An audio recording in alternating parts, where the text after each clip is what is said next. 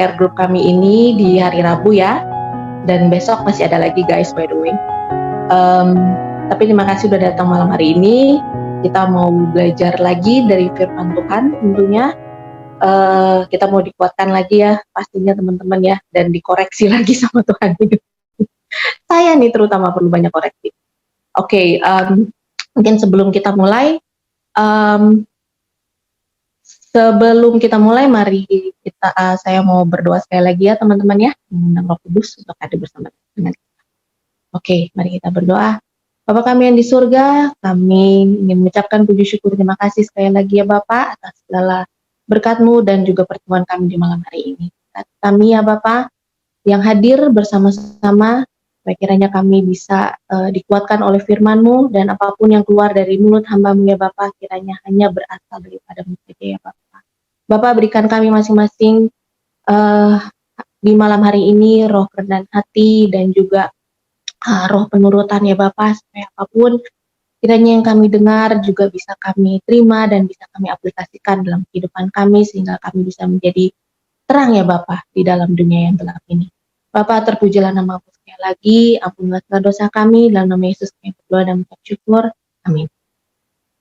Oke, guys, bisa dengar ya suaraku ya? Oke, mantap.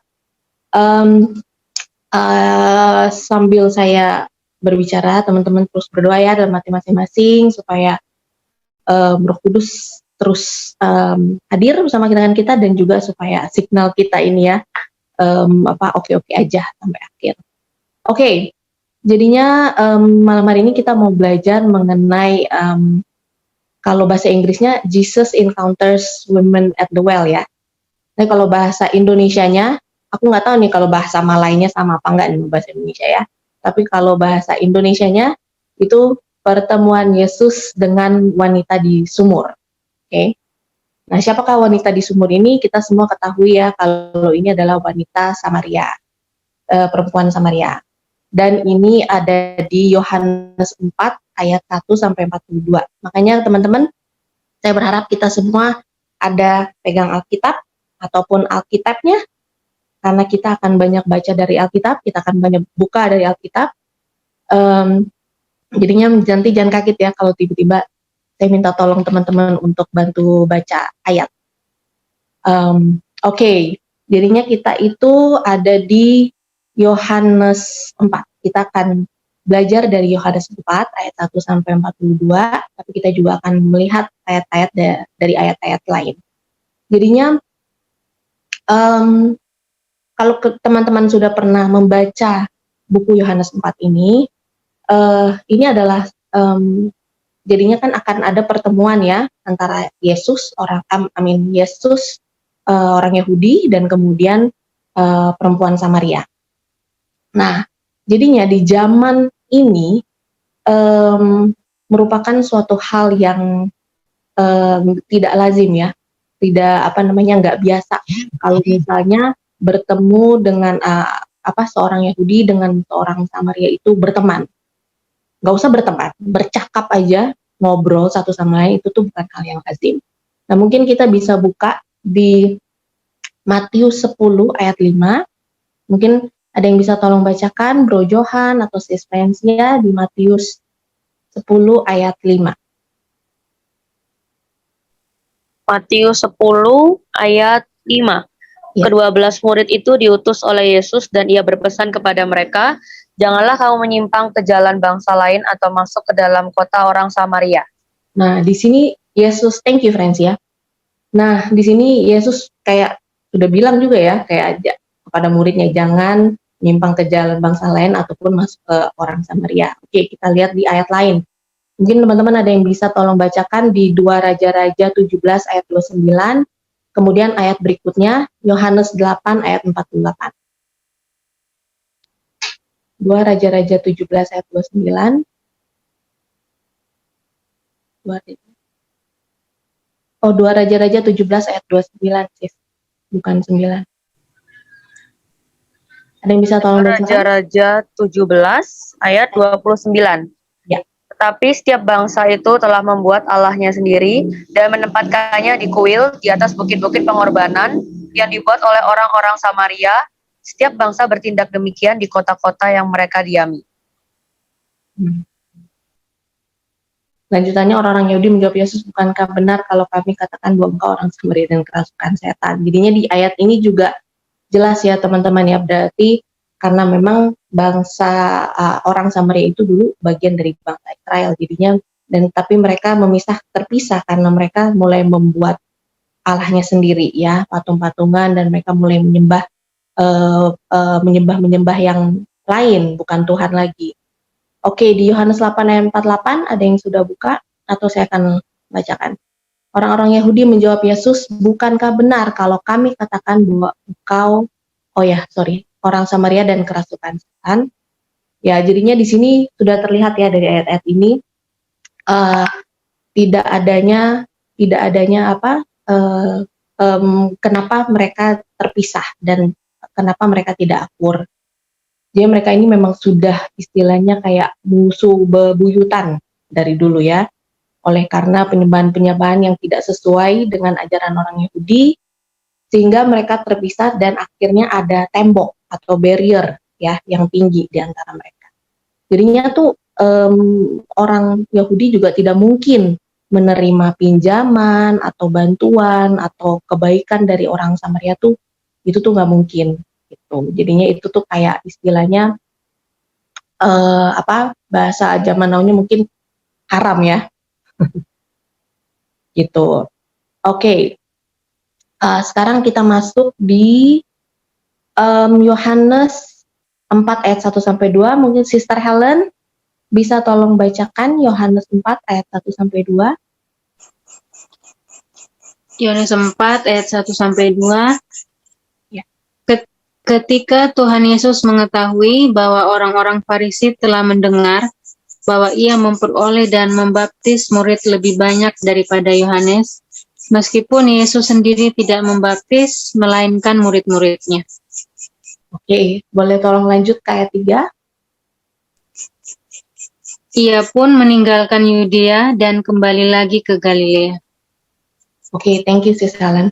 Oke, jadi di sini Yesus tahu ya kalau orang-orang Farisi itu sudah mendengar apa yang telah dia dan murid-muridnya lakukan. Ya, dan akhirnya Yesus meninggalkan Yudea. Kenapa? Karena Yesus itu dia tidak mau di-recognize atau dia tidak mau menerima recognition atau penghargaan ya. Dia tuh mau menghindar dari drama-drama orang Farisi yang biasanya tuh hanya mencari-cari kesalahan dia saja. Dan itu kalau kita lihat ya teman-teman kayaknya beda ya sama kita ya, kalau kita biasanya kalau kita tahu kita udah mau dipuji nih, biasanya kita tunggu-tunggu nih, wah kapan ya namaku akan disebut gitu ya, kapan ya aku akan di apalagi kalau habis nyumbang, wah itu deh kayaknya namaku harus deh Esil Pusung harus disebut, kalau enggak aku nggak mau nyumbang lagi nanti ya, bisa kayak gitu ya kadang-kadang manusia ya. Kemudian kita juga kadang-kadang suka mencari drama kehidupan yang sebenarnya tuh nggak penting dalam kehidupan kita, sehingga akhirnya kita sendiri menjadi aktor. Aku ingat teman aku kalau sharing, kita suka menjadi aktor dan aktris Kristen sama seperti orang-orang Farisi. Akhirnya kita berdrama-drama dan hasilnya nggak ada. Yang ada kita hanya menentang satu sama lain, apalagi akhirnya cuma menentang Yesus. Nah itu sedih ya teman-teman kalau kita itu masih aja sama seperti orang-orang Farisi ini. Nah kemudian Yesus juga menghindar dari recognition ataupun penghargaan supaya apa? Supaya dia juga bisa bertemu dengan wanita Samaria ini. Dia sudah siap. Dan sedangkan wanita Samaria ini, dia menghindar justru dari recognition. Dia menghindar justru dari dirinya itu dikenal oleh orang-orang. Nah, tapi dan untuk alasan yang berbeda. Nah, nanti kita akan tahu ya kenapa alasannya dia menghindar. Oke, Sister Helen, boleh tolong bacakan di Yohanes 4 ayat 6. Di situ terdapat sumur Yakub. Yesus sangat letih oleh perjalanan. Karena itu, ia duduk di pinggir sumur itu hari kira-kira pukul 12. Oke, sekarang saya mau tanya teman-teman ya. atau Helen deh saya mau tanya. Kira-kira Yesus tahu nggak kalau pada pukul 12 akan datang perempuan Samaria ke sumur itu? Kira-kira Yesus tahu nggak? Kayaknya tahu. Dia tahu ya. Memang dia juga pada saat yang bersamaan memang dia juga sudah lelah dan memang dia haus. Dia memang mau mencari minum. Tapi ya dia udah tahu juga gitu loh, timing Yesus kan selalu tepat ya teman-teman. Aku tuh selalu mikirnya timing Tuhan tuh selalu tepat. Jadi pasti dia memang sudah bagaimana caranya dia sudah atur sehingga dia bisa memang pada jam 12 dia ada di situ. Nah, kemudian pertanyaan berikut, kira-kira kenapa pukul 12 perempuan Samaria itu baru keluar? Ada yang tahu nggak? Karena kalau pagi orang biasanya ngambil air. Kalau Ya. siang kan dia nggak kelihatan jadi.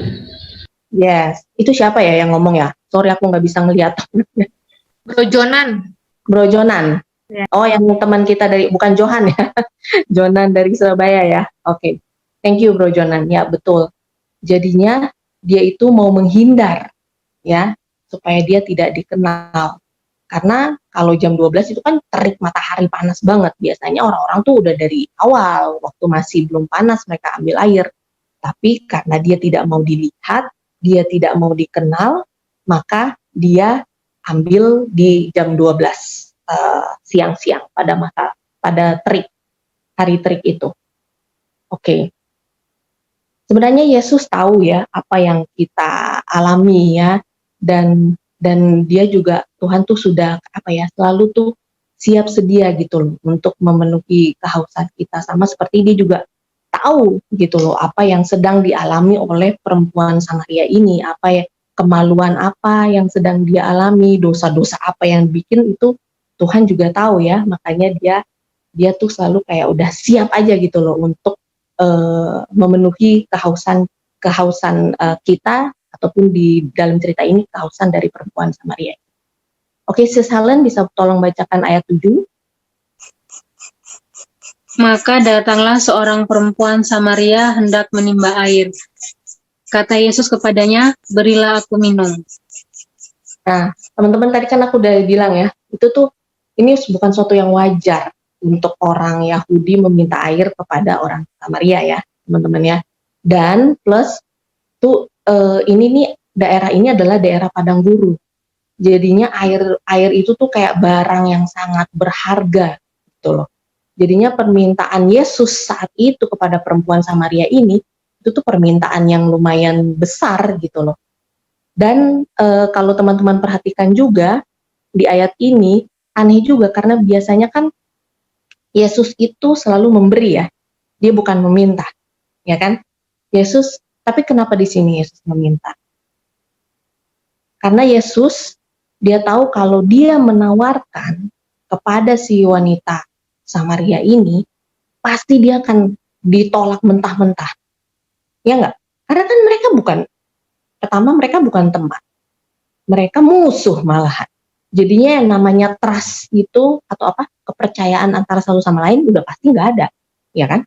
Jadinya untuk apa dia pikir, kenapa lo nawarin gua bantuan istilahnya kan, kalau misalnya Yesus menawarkan bantuan, tapi instead Tuhan itu dia justru meminta dari si perempuan Samaria ini.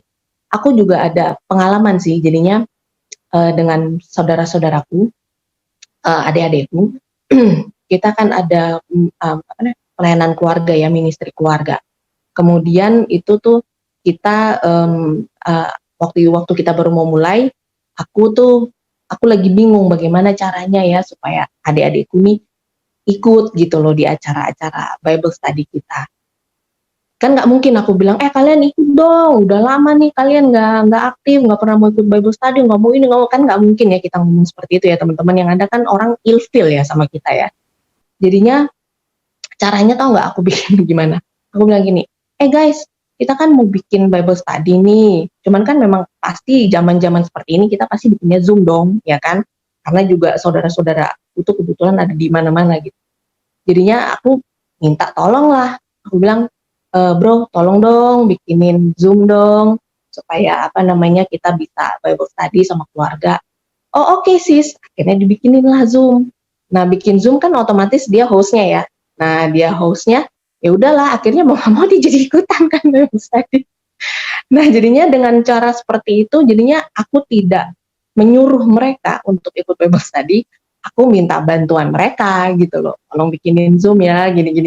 Padahal sebenarnya sih kalau niat bikin Zoom sendiri juga bisa, tapi udah gitu luar biasanya lagi, mereka mau bayar lagi Zoom-nya. Bayar yang setahun. Itu aku puji Tuhan banget. Aku pertama udah pikir, aduh Tuhan, ya harus bayar lagi, gini. Itu ya pemikiran manusia ya, asumsi-asumsi nggak jelas.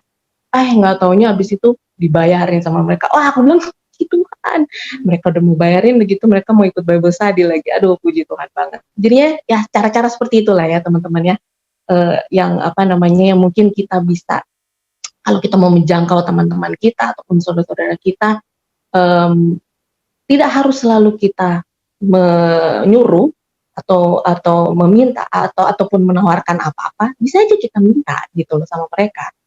Tapi dengan ya apa namanya dengan hikmat. Berdoa dulu teman-teman ya, jangan lupa berdoa dulu. Oke. Nah, kemudian Sis Helen boleh tolong lanjut baca ke ayat 9. Maka kata perempuan Samaria itu kepadanya, masakan engkau seorang Yahudi minta minum kepadaku seorang Samaria, sebab orang Yahudi tidak bergaul.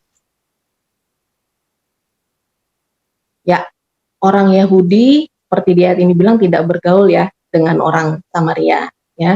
Jadi perempuan ini heran, bahkan nanti kita lihat di ayat berikutnya Mbah, murid-muridnya juga heran, nanti lihat kok Yesus bicara sama perempuan Samaria lagi kan, gitu loh. Nah, tapi yang lebih penting lagi, kita coba lihat perempuan Samaria ini bagaimana dia sudah menilai dirinya sendiri, ya. Nilai atau nilai apa atau berapa yang seringkali kita berikan kepada diri kita teman-teman. Ya, jadi seringkali ya kita belum apa-apa, kita tuh sudah menganggap diri kita itu kayak nggak layak, atau kita tuh rendah, atau dan kita mulai membanding-bandingkan diri kita dengan orang lain, ya kan, sering kayak gitu kan ya teman-teman ya. Padahal maksud Yesus itu sama sekali nggak begitu. Yesus tidak menilai dia dari dosa-dosanya, ataupun melihat kerendahannya dia, ataupun perbuatannya dia, enggak gitu loh. Justru ya Yesus tuh udah tahu nilai dari perempuan Samaria ini, sama seperti dengan kita semua di sini. Ya, karena apa? Karena kan dia sudah menebus kita, berarti sudah mahal dong nilai kita. Benar nggak? Nilai kita ini nih lebih mahal dibandingkan maksud saya nilai kita ini dibayar oleh darahnya. Berarti mahal banget dong. Ya kan, siapa di sini yang berani membayar sesuatu ya, maupun saudara kita sekalipun dengan darah kita. Pasti kita akan berpikir beberapa kali ya. Tuh. Nah, sedangkan Yesus sendiri dia sudah banyak yang dia korbankan ya, bukan hanya mengorbankan dirinya, dia juga sudah meninggalkan surga, tempatnya yang nyaman ya. Dan dia sudah merendahkan juga dirinya menjadi sama seperti manusia. Oke. Nah, kemudian Sis Helen boleh tolong baca lanjut ke ayat 10. Berapa Kak? Yohanes 4 ayat 10. Ayat 10.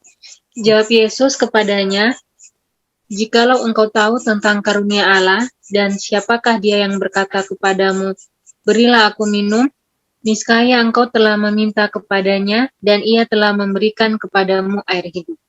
Nah, siapa itu teman-teman air hidup? Yesus ya. Nah, Yesus dia itu selalu merindukan kita untuk haus akan dia. Dia selalu merindukan kita untuk menyembah dia. Dia selalu merindukan kita untuk mencari dia. Dia selalu merindukan kita untuk ask him diligently, seek him, knock his heaven doors, ya kan? Jadinya Yesus tuh selalu, itu yang selalu Yesus rindukan dari kita.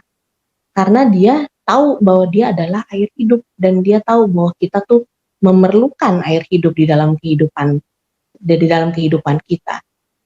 Oke, Sis Helen bisa tolong terus di ayat 13 sampai 14. Jawab Yesus kepadanya, barang siapa minum air ini, ia akan haus lagi.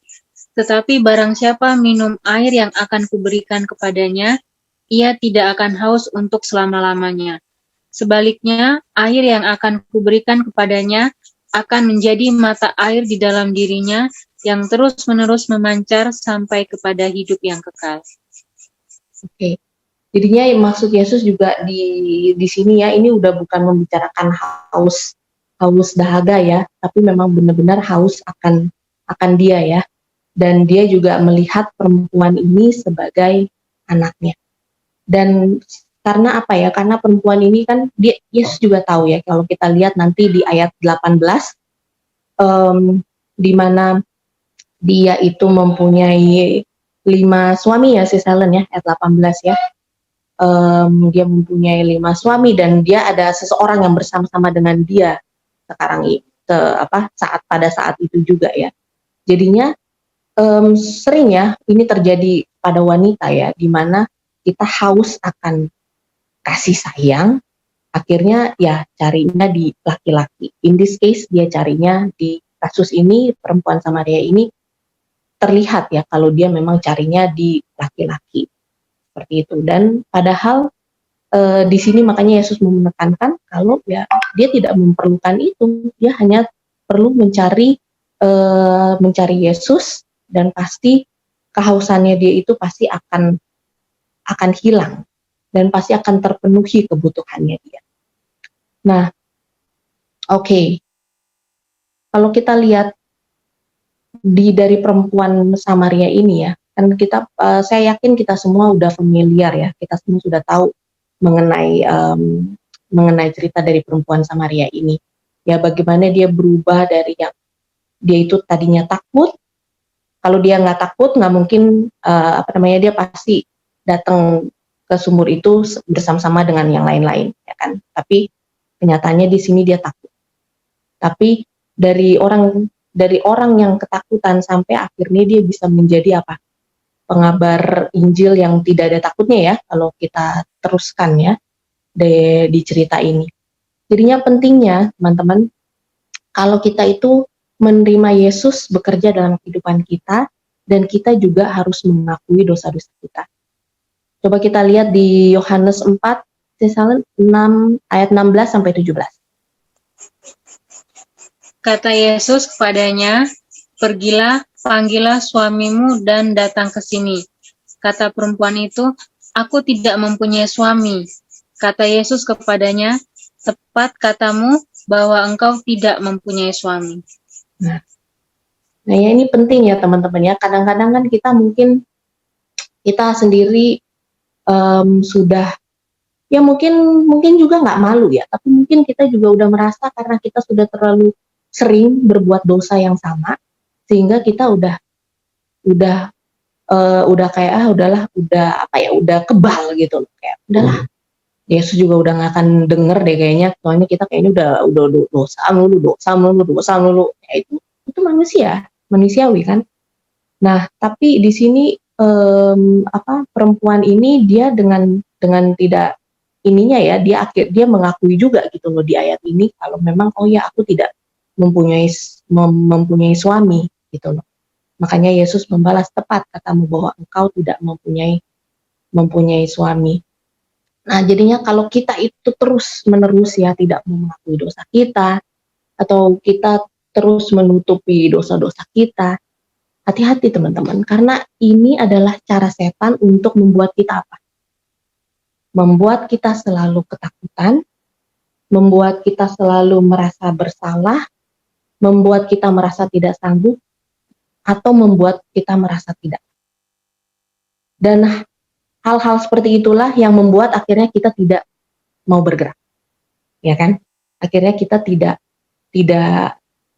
bisa karena kita masih ada kemaluan itu di dalam kehidupan kita, karena kita masih ada dosa-dosa itu, makanya kita tidak kita tidak bisa bergerak. Tapi sebenarnya kalau kita mengakui, itu juga sebenarnya plong juga sih. Aku juga merasa seperti itu ya teman-temannya. Begitu aku berdoa, aku akuin akan dosa-dosa aku sama Tuhan hari itu, ya ada-ada aja dosa ya, pemikiran kotor lah atau pemikiran negatif lah atau apa, akuin aja gitu. Itu tuh pasti Tuhan akan menyanggupkan kita untuk berubah. Nah, mungkin ada teman yang bisa bacakan di Matius 1 ayat 21 dan kemudian 1 Yohanes 1 ayat 9. Matius 1 ayat 21, kemudian 1 Yohanes ayat 9. Silakan. Dia akan melahirkan anak laki-laki dan engkau akan namakan dia Yesus, karena dialah yang akan menyelamatkan umatnya dari dosa mereka. Dia yang akan menyelamatkan umatnya dari dosa mereka. Jadi kita nggak usah khawatir teman-teman, kita memang harus mengakui dosa-dosa kita. Karena dia akan, itu udah janji Tuhan, akan menyelamatkan umatnya dari dosa mereka. Kemudian di 1 Yohanes 1 ayat 9, ada yang bisa tolong bacakan?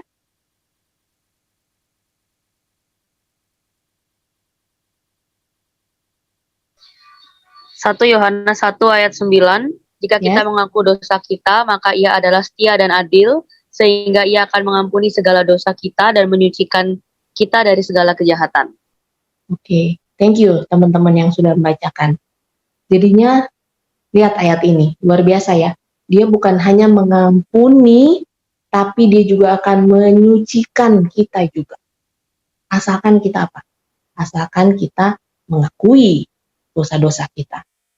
Karena di situ juga ada sifat kerendahan hati ya teman-teman. Kalau kita mau mengakui akan dosa-dosa kita, akan kesalahan-kesalahan kita. Dan kemudian kedua, percaya Yesus melampaui kehidupan kita sendiri. Ada yang bisa tolong baca di Yesaya 43 ayat 1 sampai 2. Yesaya 43 ayat 1 sampai 2.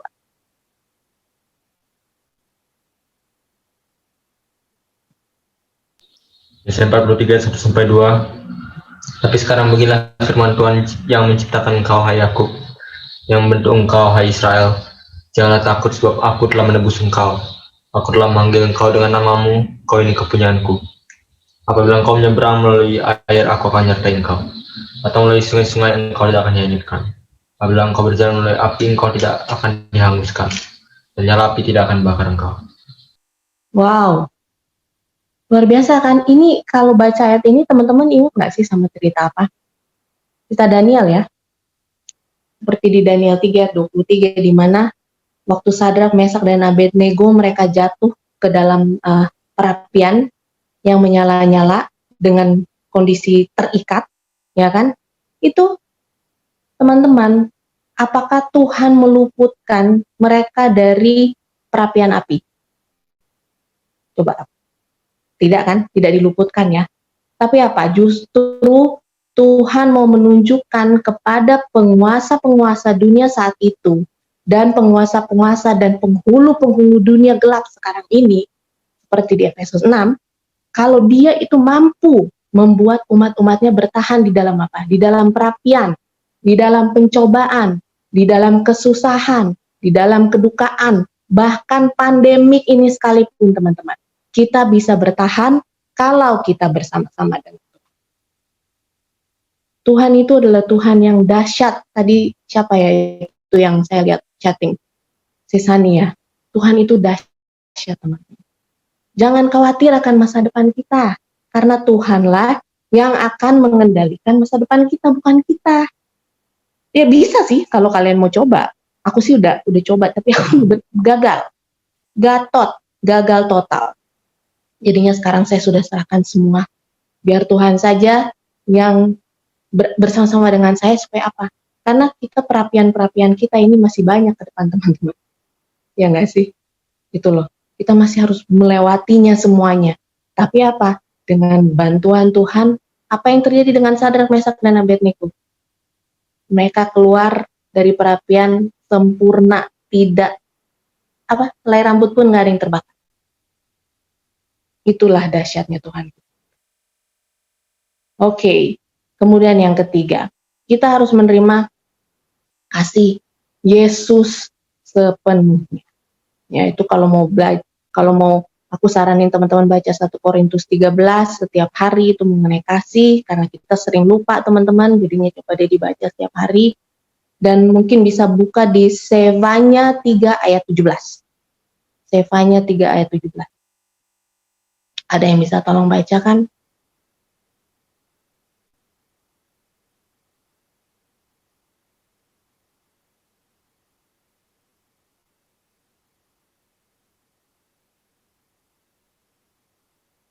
Oke, aku yang baca ya. Sefanya 3:17. Go ahead, Mel.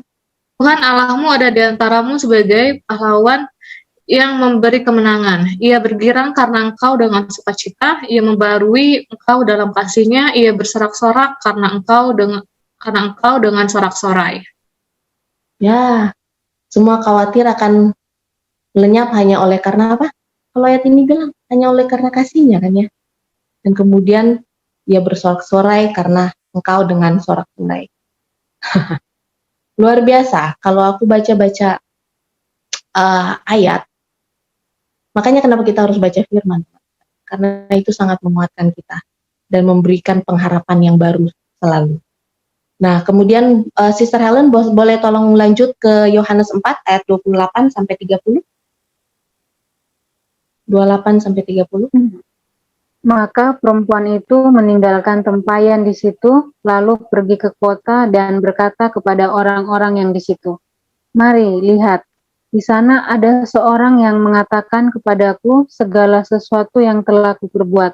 Mungkinkah dia Kristus itu?" Maka mereka pun pergi keluar kota, lalu datang kepada Yesus. Oke, jadinya ada sesuatu yang berbeda ya dari wanita ini ya teman-teman ya.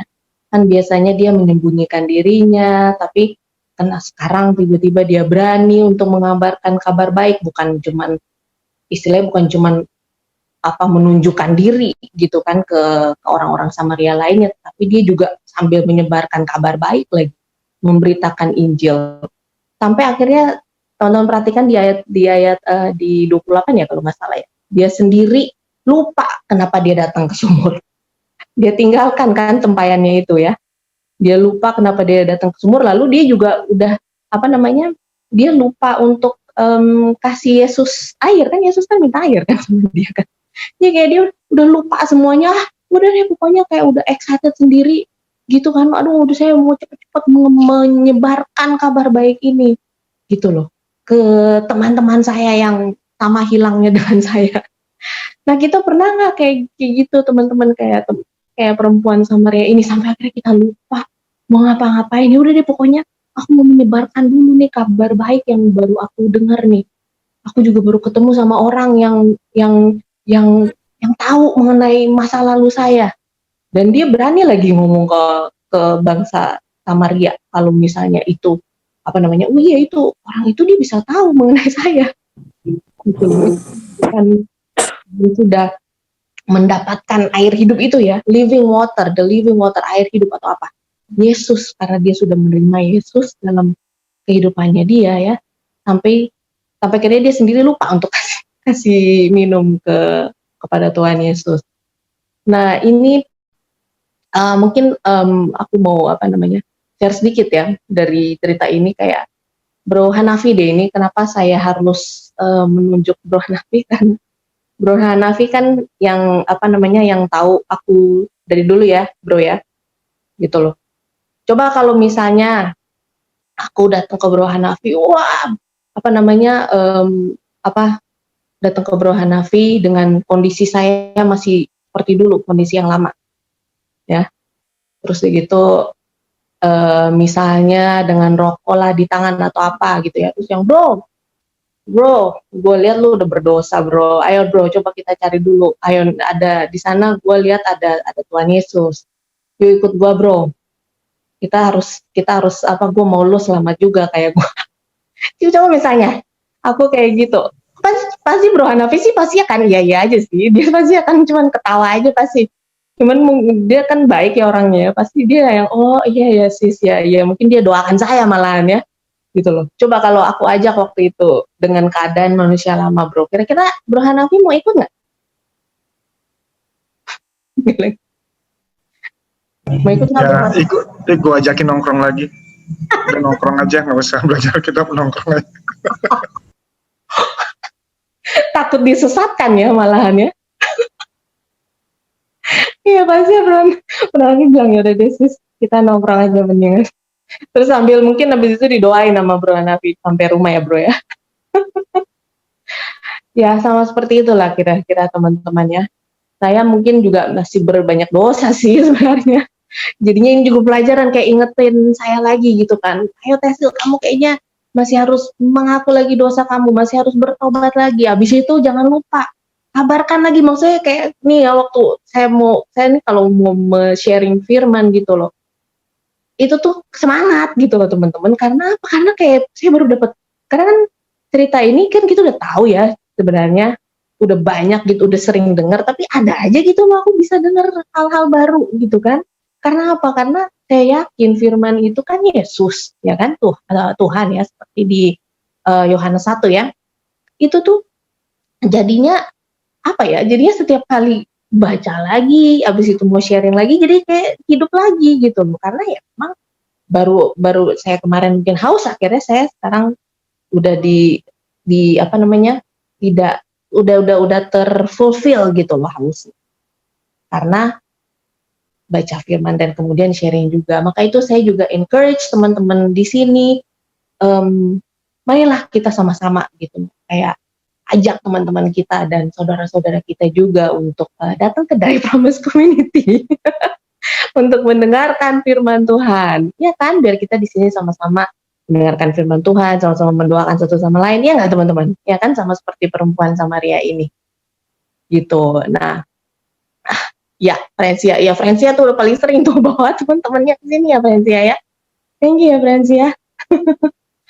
Oke, akhirnya perempuan ini menjadi penginjil yang luar biasa ya. Kalau kita sudah lihat dari ayat di mungkin bisa di ayat terakhir ini teman-teman udah mau menutup ya. Sis Helen boleh tolong bacakan di ayat 39 sampai 42. Dan banyak orang Samaria dari kota itu telah menjadi percaya kepadanya karena perkataan perempuan itu yang bersaksi, ia mengatakan kepadaku segala sesuatu yang telah kuperbuat. Ketika orang-orang Samaria itu sampai kepada Yesus, mereka meminta kepadanya supaya ia tinggal pada mereka, dan ia pun tinggal di situ 2 hari lamanya. Dan lebih banyak lagi orang yang menjadi percaya karena perkataannya. Dan mereka berkata kepada perempuan itu, kami percaya, tetapi bukan lagi karena apa yang kau katakan, sebab kami sendiri telah mendengar dia dan kami tahu bahwa dialah benar-benar juru selamat dunia. Amin. Jadinya perempuan ini dia menjadi penginjil yang luar biasa. Dan bukan hanya itu, jadinya at the end of the day tetap aja teman-teman, bukan soal apa namanya istilahnya, bukan mengenai perempuan Samaria. Perempuan Samaria ini memang adalah istilahnya perantara ya, gitu. Tapi at the end of the day itu semua balik lagi kepada siapa? Kepada Yesus, kepada juru selamat kita. Karena itu yang mereka sebutkan juga kan ya, kami percaya tetapi bukan lagi karena apa yang kau katakan. Ya, karena mereka sudah mendengar dari Yesus. Makanya kan berarti kan kita ini kan perempuan Samaria nih, kita harus menjadi perantara ya untuk teman-teman kita, saudara-saudara kita yang belum mengenal Yesus. Ya. Nah, kemudian mereka percaya juga karena apa? Karena Yesus menerima panggilan mereka ya. Mereka kan mereka mengundang Yesus, Yesus menerima panggilan mereka, lalu Yesus juga mau tinggal bersama-sama dengan mereka, Yesus mau makan bersama-sama dengan mereka, mau mempunyai hubungan yang lebih intim lagi juga dengan mereka. Makanya mereka juga sampai akhirnya mereka betul-betul bisa percaya sama Yesus, sampai mereka bisa benar-benar merasakan kehadiran Yesus di dalam kehidupan mereka. Oke, bisa ada yang tolong bacakan satu ayat lagi, 2 Korintus 5 ayat 17. 2 Korintus 5 ayat 17.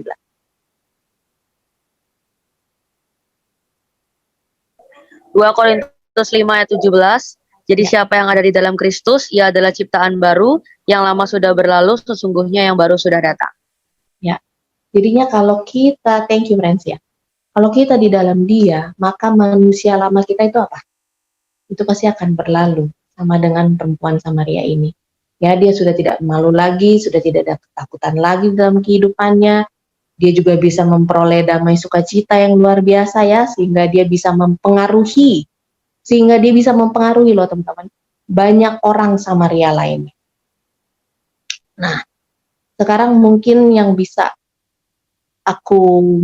ini bisa aku tanyakan dan juga mungkin bisa jadi bahan diskusi nanti di breakout room. Sekarang saya mau tanya, di sini siapa yang sudah tidak berdosa lagi? Coba saya mau lihat angkat tangannya. Saya masih berdosa, jadi saya nggak angkat. Ada nggak yang udah nggak berdosa lagi? Coba. Nah, aku nggak bisa lihat sih. Nggak ada yang angkat tangan kan? Kalau ada yang angkat tangan, aku pengen kenal orangnya soalnya. Nggak ya, nggak ada yang angkat tangan. Oke. Jadinya, kalau kita semua di sini masih berdosa, ya, apakah kita akan membiarkan dosa-dosa kita menghalangi kita untuk menyebarkan atau mengabarkan Injil, atau untuk menjadi berkat atau terang pada orang-orang lain? Oke. Atau kemudian apakah kita sudah dengan seluruh kerendahan hati kita mengakui dosa-dosa kita kepada Tuhan? Karena aku tahu sih ini hal yang untuk saya pribadi ya. Saya dulu kan pikir kayaknya udahlah, kalau yang kayak berpikiran negatif mah nggak usah didoain lah. Itu kan kayak itu mah usaha sendiri udah bisa. No, teman-teman, nggak bisa. Itu saya udah berusaha sendiri. Di jangka waktu yang lama ya, cukup lama. Saya mengandalkan diri saya sendiri untuk menghilangkan pemikiran-pemikiran itu, ataupun dosa-dosa yang lain, dosa-dosa kesayangan mungkin, ya, masih mau makan-makan enak terus misalnya ya, wah, itu tuh saya pikir saya bisa handle atau menghilangkannya itu dengan kemampuan saya sendiri. Tapi ternyata tidak. Jadi itu harus saya akuin kepada Tuhan, saya harus minta maaf sama Tuhan, dan saya minta sama Tuhan, tolong berikan saya kuasa untuk saya bisa meninggalkan. Misalnya saya suka keju, maksudnya makannya keju melulu ya kan kolesterol ya lama-lama. Jadinya saya berdoa sama Tuhan, saya bilang, Tuhan tolong, saya nggak bisa, tolong bantu saya untuk meninggalkan supaya kalaupun nggak meninggalkan ya pelan-pelan lah. Jadinya tidak setiap hari gitu loh saya harus punya kayak keinginan untuk makan keju terus. Mungkin nggak keju, Indomie goreng, nah itu dia tuh. Saya sukanya Indomie instan goreng, aduh bahaya. Nah itu, dan puji Tuhan teman-teman, itu tuh memang itu proses hari demi hari ya. Itu memang benar-benar saya akuin, saya minta maaf, saya minta kuasa Tuhan. Nah itu sih, kalau dari saya, dan semoga firman kita pada malam hari ini bisa menjadi berkat ya untuk